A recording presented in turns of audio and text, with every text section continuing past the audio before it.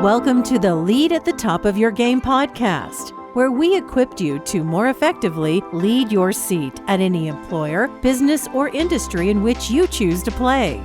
Each week, we help you sharpen your leadership acumen by cracking open the playbooks of dynamic leaders who are doing big things in their professional endeavors. And now your host, leadership tactics and organizational development expert, Karen Farrell Rhodes.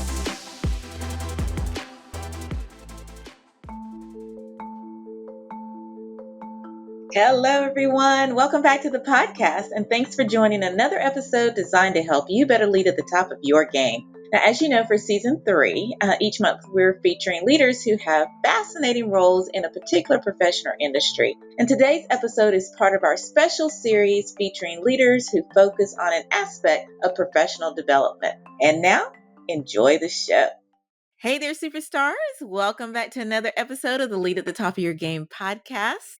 I'm your host, Karen Rhodes, and I am absolutely thrilled to have you join for what's promising to be a fantastic conversation this week. I am so pleased to have on today's show Mark Shekter, who is the co-founder and CEO of Think8 Global.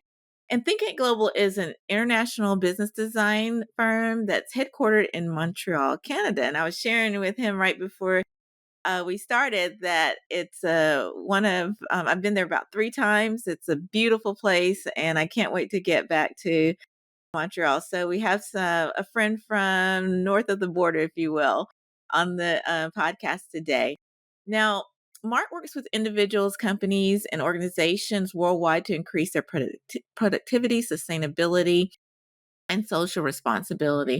And he has a unique and patented methodology called Think8, which he's going to talk to us a lot about today, which he co-developed with his co-founder, Nancy Trites Botkin. So welcome to the podcast, Mark. Thank you very much, Karen.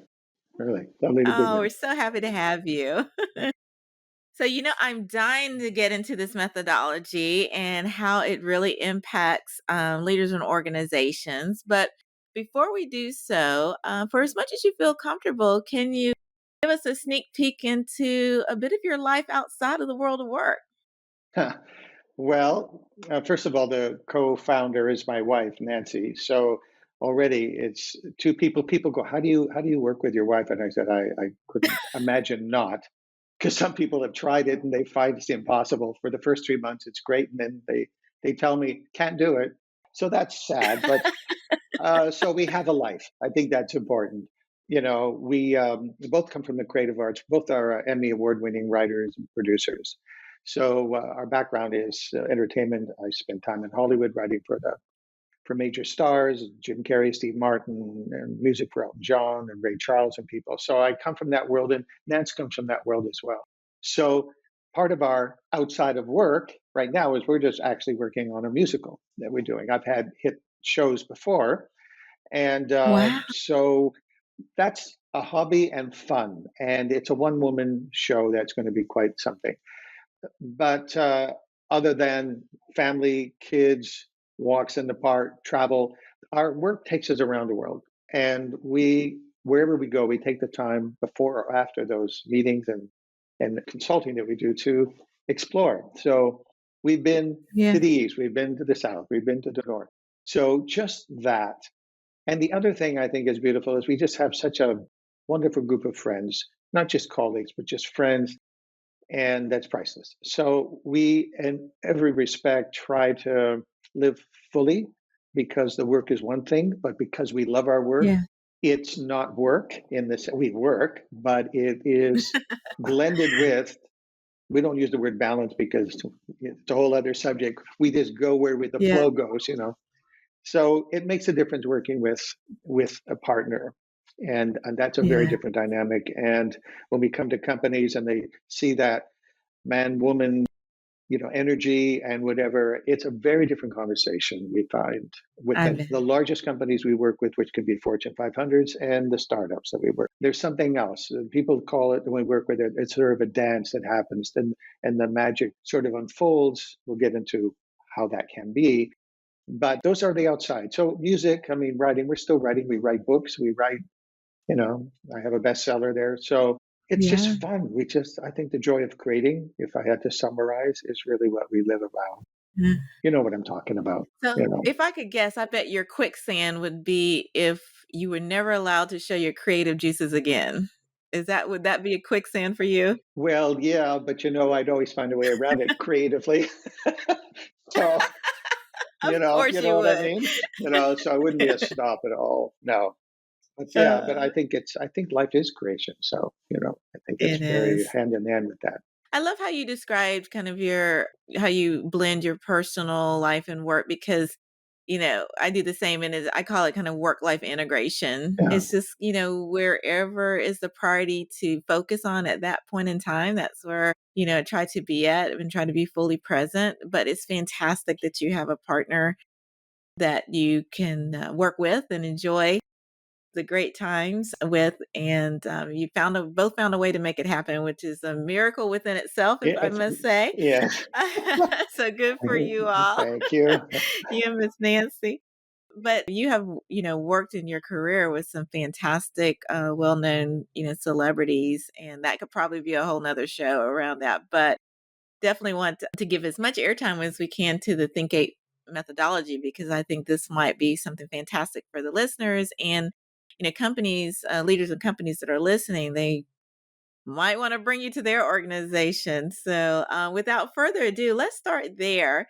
And can you share a little bit about how you made the transition from working in Hollywood and other areas to founding Think8? Well, again, thinking creatively, when I was there writing, producing, and composing and so forth, I was very fascinated with what makes a hit. My agent at the time, when I went to see him, I said, Elliot, he was working with William Morris, senior agent, and I said, what do you want from me as a writer? I was doing well in comedy and music. I was able to do the triple threat drama, comedy, music. And he said, oh, just write me a hit. And I said to him, Elliot, that is ridiculous. What advice is that? He said, well, that's your job. That's your job. So I thought about it and said, well, I better figure this out. So I studied successes. What makes a hit movie? It's crazy. People thought I was like, ooh, there's so many variables. Are you crazy? How do you predict that? But studying, hit movies, TV shows, albums, etc., I found 8 points, 8 common things to all of them that when these projects addressed these particular things, they were more successful than if they didn't. It was kind of just a reductive thing of saying, well, they paid attention to this, they paid attention to that, so on and so forth. These 8 points became kind of the core of the Think8 methodology. So I started sharing it. First of all, I was using it for myself, and my sales things went up. I was selling about 70 to 80% of my pitches, which is a lot. It's a lot. That is a lot. And so producers, writers, and people came over and said, what are you doing that we're not doing? And I said, well, come on over for breakfast. And I gave them breakfast. We hung out. And I would spend the day and say, well, I did this, this, and that. These are the 8 points and so forth. And they, go, and I wasn't charging anything for them. And they would go out and they would use them to a greater or lesser degree. But they were coming back saying, I just got a series. I just sold my book. I just da da da da da. And I went, that's amazing. Wow. And they said, it also handles writer's block. And I went, oh, that's cool. And then I realized, and my wife said, you need to, you might think of charging something because we could use some kitchen renovation. And I said, okay. So for a few bucks, I mean, really few, I redecorated my kitchen. That was a big deal, right? However, what happened at the same time is that companies started to say, come and talk about creativity and motivation and da, da, da.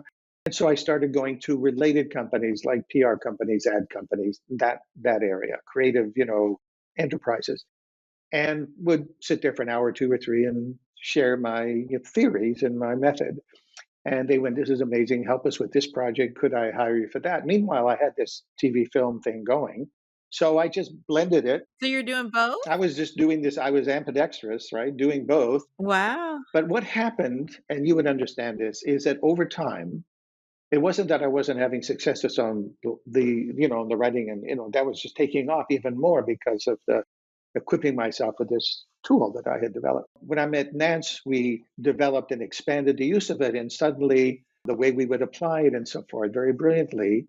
And companies, not just related TV, film, ad, PR companies, but organizations would say, we're having a bit problem with our marketing. But it went beyond that, saying, could you come and just talk to us about, you seem to be creative. I said, well, thank you. Can you turn your juices on? And that's where the Think8 system, I suddenly realized what had been developed, and it was kind of late to the party. It grew very organically, and I realized a few things, which we can share. But one of the things was, and I found this fascinating, simple as it sounds. I said, talking to leaders, because you are very much in that leader space and executive, senior executive, and I would ask them, and you've asked the same question coming from your background, from what I've read and so on. What is it that you can't solve yourself? Like, why do you have to go outside? Not that it's bad, and thank you for having me, And they went, well, this and that and this and that. And I said, can I make an assumption here that if you were more creative or could think more creatively, you could probably solve it, right? They went, oh, yeah. I mean, gee, we hire people who are creative. I'm not creative. They would say, I'm not creative.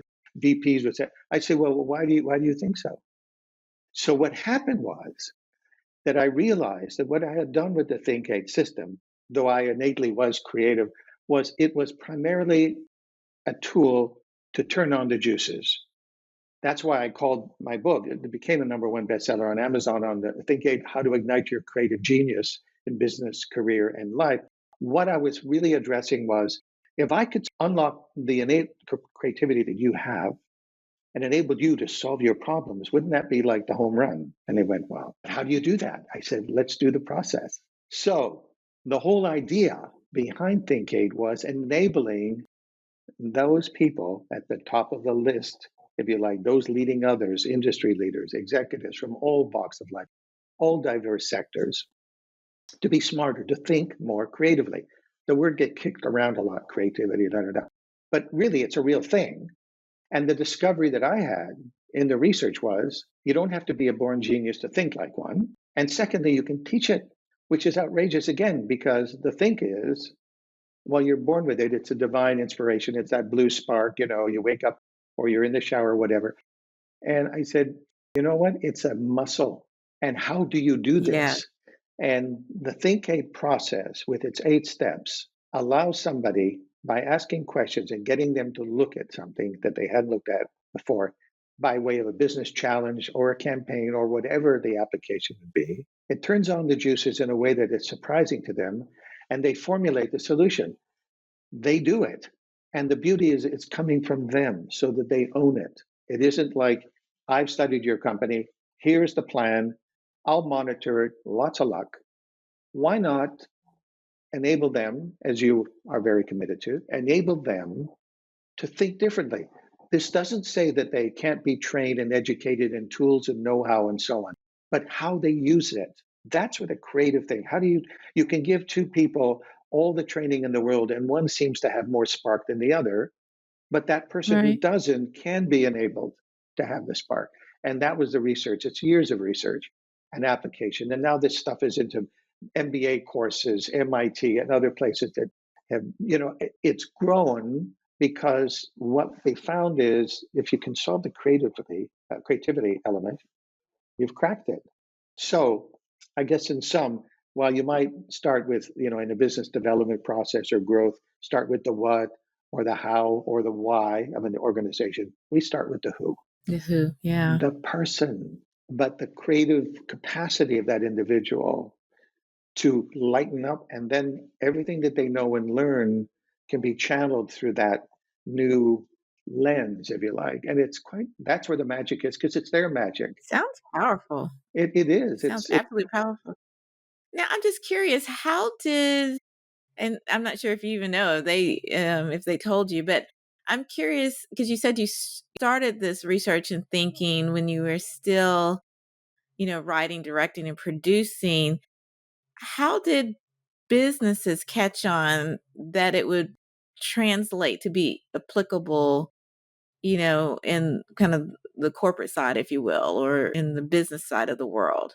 How did they pick up on that? Well, the first access was when you're talking ad agencies and PR agencies, they're always headhunting for, they want to, of course, so when you've got Right. ME credits and so on, they make the call to your agent and go, we have a project, we'll pay good bucks. We just want to Who kind do you of, know? who do you know? And I could have said no, but I was very curious. So I did. Now, when you get into those companies, they are representing other companies. So Yes, the that's word gets true. out that was a great campaign. That's true. Who's your artistic director? Well, we hired Shekter here and so.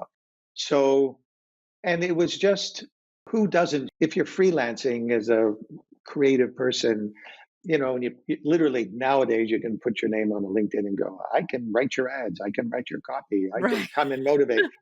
But it just kind of grew, honestly, very organically. And to your point of how did I make the transition? And I think this is really fundamental to our conversation. Where we migrated to was we love show business, we love the arts, but we were able to bring the art of business to people. I And love that. that has been a really beautiful thing. And the meaningfulness of it. And you talked about life and what do we do beyond work? It is so meaningful that it opened our eyes to what that really means in business. And so the three things we go for when we come into companies is the first meaningful, and then profitable and sustainable. When they have the meaningful, it's everything, because profit and sustainability, surprisingly, most people don't even believe it's possible to love your work and actually make a living at it. You probably find this too. They don't join that passion and profit can actually, they think they're mutually That's true. exclusive. You hear it all the time going, I don't have time to love my life. That's a luxury. Or love my work. I have to be real about, what I can do.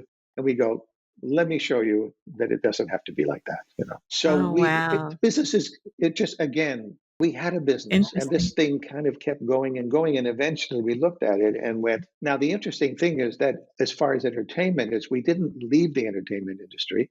We consult to studios and projects and franchises. For example, we have clients who are major video game companies that use our tool and are multi-billion-dollar video game companies.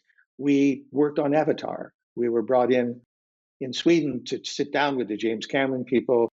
Disney had just bought the franchise, working with video things and help shape some of that franchise before the second movie came out.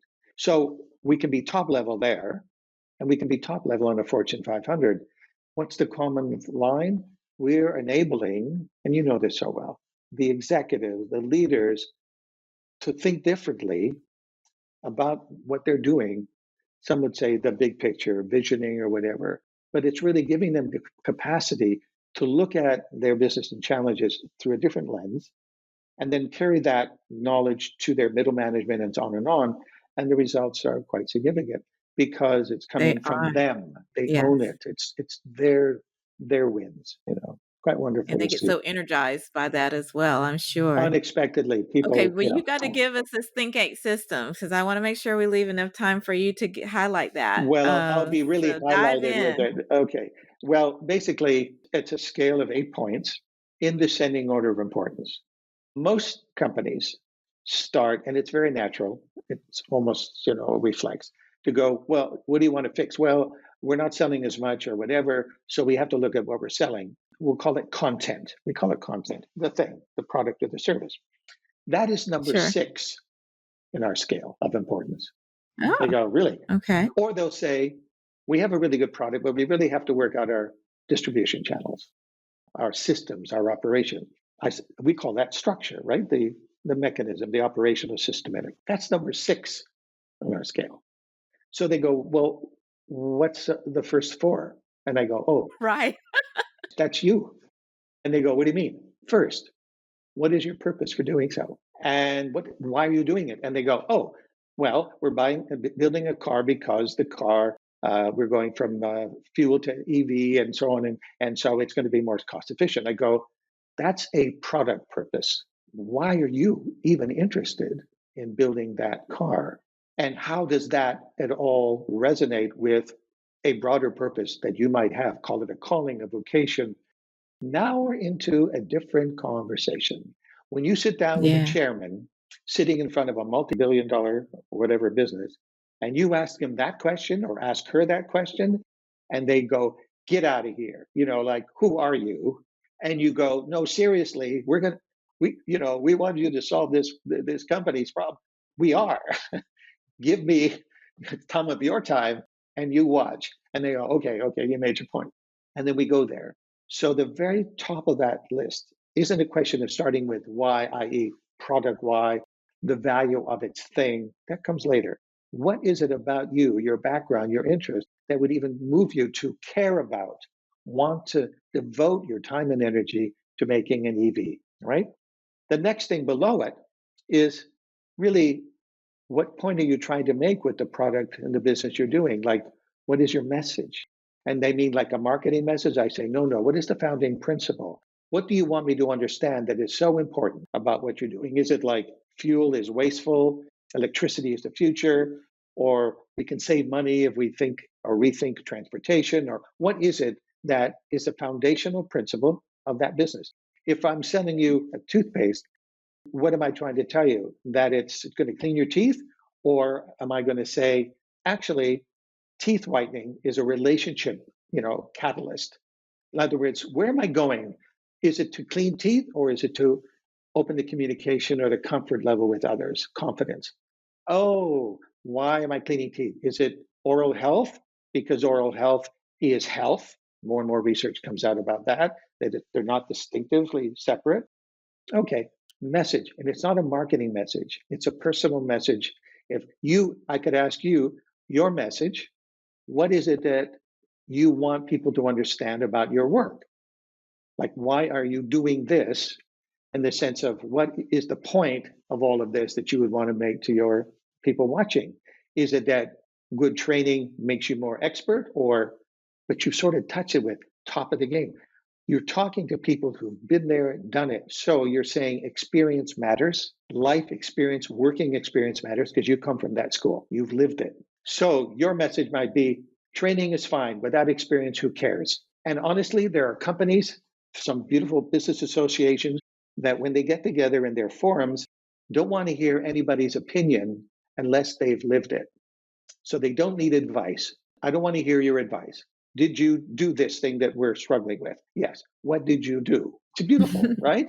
So Right. one could say you're coming from the experience level of life in business. Very different than here's 3 tips on how to make money.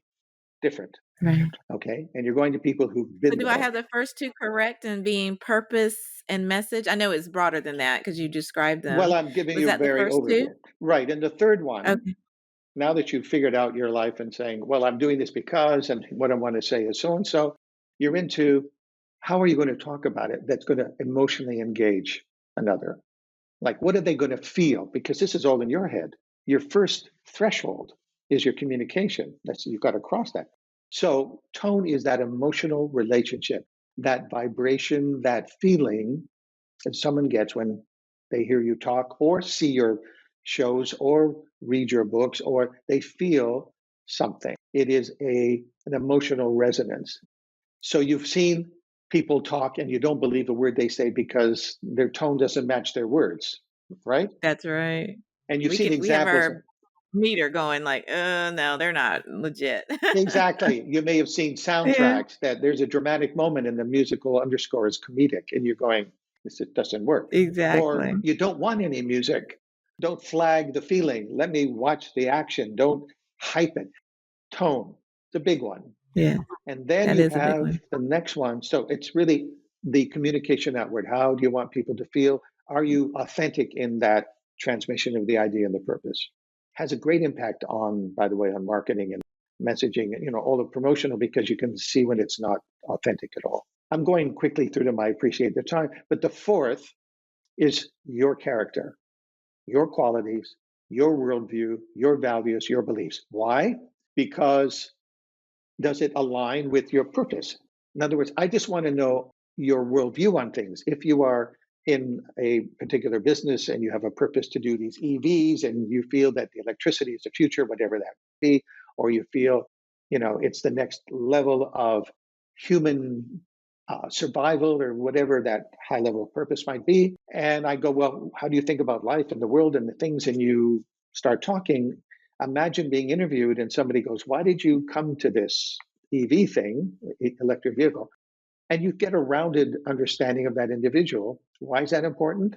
Well, it authenticates purpose and message. Also, when people invest in you or want to work with you, they want to know you. Why? What am I? Indeed. Who am I working for, and why? And I had a gentleman who was a stockbroker in New York, high-end trader in oil, and his purpose, he thought, was to build orphanages in an African state. And lovely thing. When we got down to character, got all red in the face, and I said, "What's the matter?" He said, "I don't like kids." Well, there was a disconnect, right? I mean, when he said "don't like kids," like kids, and I went, I think we got to start again because I don't think. There you go, But because that's not that's in an alignment. extreme Yeah. example. Yeah, yes, but When that's a great we example. Right, but when we get the first four, and there's a lot of questions we ask and things like that, it's a wonderful Sure. experience for them. We get to what do they want to do with an understanding of themselves? That's the who. Then we get to the what, and that's the content. And the thing about the content, i.e., the product or the service, is really drilling down to its value, not what it is, and it's even not even its benefits, but what's the takeaway. And that's a conversation and a process in itself. I can say, I'm going to have a biologic store, I'm going to sell produce here, and it's farm honest and no, antibiotics and God knows what in it. And, there it is. But what's the value of that store to a consumer? I'm going to eat better. But if you sit there and you talk to this person, they might go, it's all about preventive health. It's preventive medicine. Food is medicine. Mhm. That's why I did it. Not because it tastes good or it's even good That's for right. you. It's preventive medicine. We've had that experience with one of our clients. You look at that and you go, that's the takeaway. Health. Yes, it tastes Health. good. Now, that's a pretty close connection, but I can get even more abstract with something, and you realize that what they're selling and its value are as a disconnect. There is no worth to it, and so on. So you really drill down to the value of it. Once they name that, then how do you now want to structure your business? If you are in business, it's a re-examination of what you're doing and how you're managing. But if you don't know the worth of it, and if you don't know who you are, you don't know who to hire. You don't know the makeup of your working culture because you haven't figured out why you're doing it, what you're about, what you're trying to say. So who are you going to attract? And we've had Yeah. companies that we You work. can't articulate it, you can't influence anyone You got it. to be part of it. Got it. Exactly. Okay. And we've been with some Yes. very high end companies and they're trying to recruit. And I've had the Yeah. director of communications and HR in there in these meetings going, I don't know why they're not coming to us. I don't get it. But if you studied them, you'd realize that purposefully, once upon a time, they were building these eco pipelines and so forth, eco friendly pipelines. But their whole messaging, the rationale behind the company, the purpose got into government contracts and they omitted the community management and so on. So nobody felt connected to their company anymore. So they would go to engineering schools and go, come work with us. And the answer that they were getting was, you're old school, old school. Yeah. So there was no authenticity. It was a factory. It became a factory. It started as a family business, it became a factory. Who wants to work for a Yeah. factory? Not Not, gonna not work. this Yeah. generation, right? What's next No. after structure is your Uh-huh. brand, the aesthetics Brand. of your Okay. business. And that's where you get into looking at the messaging, looking at the aesthetics, the colors, the logo, whatever. And it has to be a reflection of the tonality. If you're trying to enthuse or inspire, don't wear black. You know, it's like, but there's an integration again. I mean, each of these things, by the way, are very developed. There's processes for each step, just to be Oh, clear. yeah. Yeah, yeah, yeah. I just wanted to get the And the bottom one tips. is, what impact is all of this going to add up to? Imagine it working to the wildest of your dreams. What is your metrics for success? How do you measure, never mind money, obviously that's a metric, but influence, reputation, joy, delight, articles, influence in politics, whatever it is, social responsibility initiatives, well regard, Nobel Prizes, whatever it is. Now, Yeah. companies, when they look at their purpose and they look at their impact and they make that alignment, all of this 8 step adds up to what we call a dynamic blueprint. This dynamic blueprint is the way forward for a business. And it's top line, but when we go in to a company thereafter, We break these down and go deeper into each of these categories. But there is the shape or the reshape or the revisioning of a business. And it's theirs because our process, and it's very democratized, and the way we bring it out, we've invented a whole new way to use post-its and stickies and everything as part of it, electronic or in real life. And there's a whole process we use there that my wife created, and it's brilliant. It's not the classic putting them up on the wall. We do a whole magical thing with patterns and things, but it allows the person to just uh, let it go creatively, just let it flow.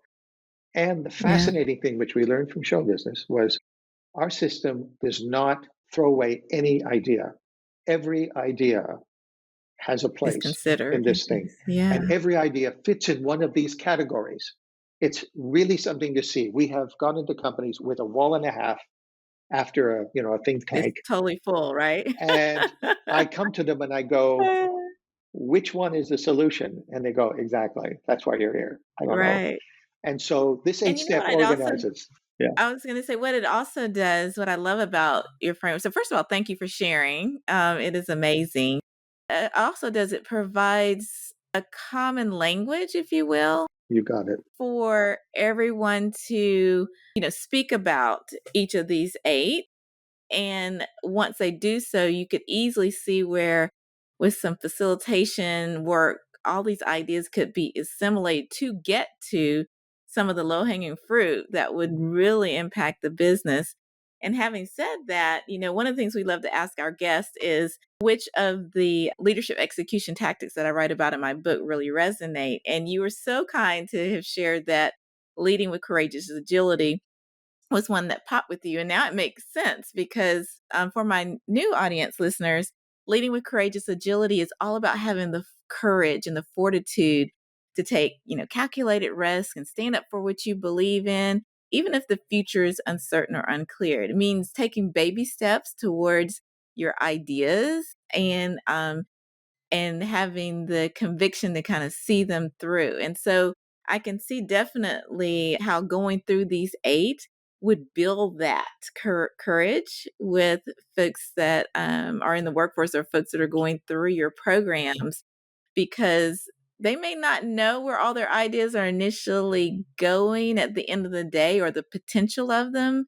But by going through your framework, you could definitely see, like you said, the blueprint for where it could go. So, but I want to let you give you an opportunity to put in your own words why leading with courageous agility was piqued your interest. Well, when people are in business, if you're an executive, and I haven't met one yet who doesn't lose a few nights of sleep, maybe several. I know, right? The higher they go, the less sleep they have, I find. But Yes. or the startups as well. I mean, they'll say, it's a risk. You have to. There's so many variables. It's not easy. We do the best we can. We're responsible, and so on. What the eight step does, and again by response, because it wasn't thought about, and that's what I mean by the feedback, and why we stayed with it, and why it became our main line of business, was that it empowers somebody in a way that wasn't expected. When you know who you are, when you've been able to articulate it with the right questions, really being asked and thought about. It's a very extroverting question, by the way. It's not psychology or that kind of. They get grounded.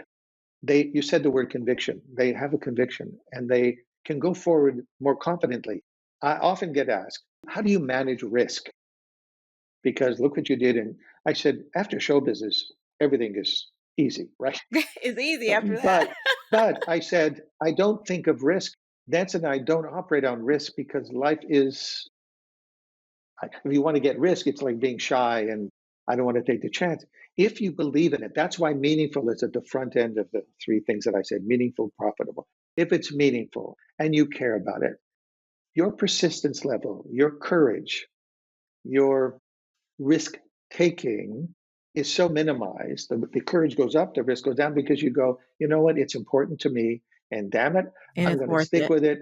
And because I believe in it. And when we That's go into right. companies and the company isn't doing very well, without exception, and we've been at this for many years, no matter what level of company, if there's a problem, when I say it starts at the top, I don't mean it glibly. I mean literally that the senior executives, by whatever circumstances, have become less invested in a way in that company.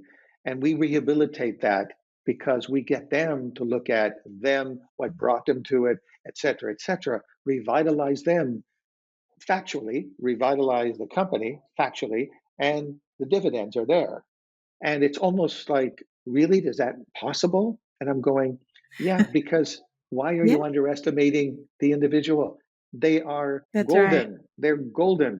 So we became very committed to helping, bring that to the surface. And to us, there's that equation of leadership. Without that, then you're kind of doing the best practices and trying to do various things, which I respect, by the way, because it's some incredible best practice. But beyond that, Yeah, you still need to take it and aggregate that knowledge and shape it and use it absolutely. in a creative way. So it comes down to that universal baseline of creativity. Well, if I do say so myself, Mark, this is a gift that you all have given to the world that even more organizations need to tap into. But I'm so sorry that we ran out of time, and I could talk to you for hours on this. But before we close, I want to make sure we'll have all information about you and your company in the show notes. But would you mind just giving a bit of voice to where individuals can find you? I'm going to give you that Well, thank you opportunity. for that. One website, and it'll be in the notes, is the Think8, it's Think8 Global Institute.com. Think8 Global Institute. It's an institute because we train in addition to consult around the world. The Nice. book, Think8, it's on Amazon. I'm happy to say it was Bestseller, lovely. It was in bestseller. actually five categories, but they include creativity, which was lovely, but also business development, entrepreneurship, self-help, which was interesting. So it Wow. has enjoyed, a very wide acceptance because it takes these 8 steps that I've mentioned, and it shows the origins, case studies, tips on how to use it, so people read it and can use it. But they're welcome to get in touch with us, to write us directly. They'll find ways to connect with us on the website. And then, Um, okay, and wonderful. they're We'll welcome to definitely do get, it. We love what we do. You obviously, Karen, love what you do. I do. It's a gift to be able to share it. But I think coming back to what I get from you and your background is you were talking to people that I see on your thing that have lived through this and figured out a few Yes. things, you know. And to be One or clear, two, but we're always in learning mode, always ongoing learning, learning and mode. people go, So "Oh, no, I wasn't born to this," and I didn't wake up one day and go, "Oh, piece of cake, we earned it." I know. Anybody I who know. makes a go of it has my full respect. But having come out That's the other awesome. end and looking at it and going, okay, now is our responsibility to keep it to ourselves, or do we want to? So we feel so We thank you motivated. so much, Mark, for your time. I'm sorry, you had one last thing? No, I'm delighted to have Okay. been here. Well, I just want to say thank you so much for the gift of your time and all of these tips that you have given to our listeners. We'll make sure we have all the contact information and additional resources in our show notes. But thank you again for spending some time with us today. My pleasure. Thank you for having me. It was fun. I loved it. It was fun. And thank you to listeners for the gift of your time. We know there's a lot of other podcasts you can be listening to, but you've spent time with us and we don't take that lightly. Please be sure to remember to subscribe and like the podcast, because by doing so, you will help us extend our reach to help others to also lead at the top of their game. Thank you so much and see you next week. And that's our show for today. Thank you for listening to the Lead at the Top of Your Game podcast, where we help you lead your seat at any employer, business, or industry in which you choose to play. You can check out the show notes, additional episodes, bonus resources, and also submit guest recommendations on our website at leadyourgamepodcast.com. You can follow me on Twitter, Facebook, Instagram, and LinkedIn by searching for the name Karen Rhodes, with Karen being spelled Karan. And if you like the show, the greatest gift you can give would be to subscribe and leave a rating on your podcast platform of choice. This podcast has been a production of Shockingly Different Leadership, a global consultancy which helps organizations execute their people, talent development, and organizational effectiveness initiatives on an on-demand project or contract basis. Huge thanks to our production and editing team for a job well done. Goodbye for now.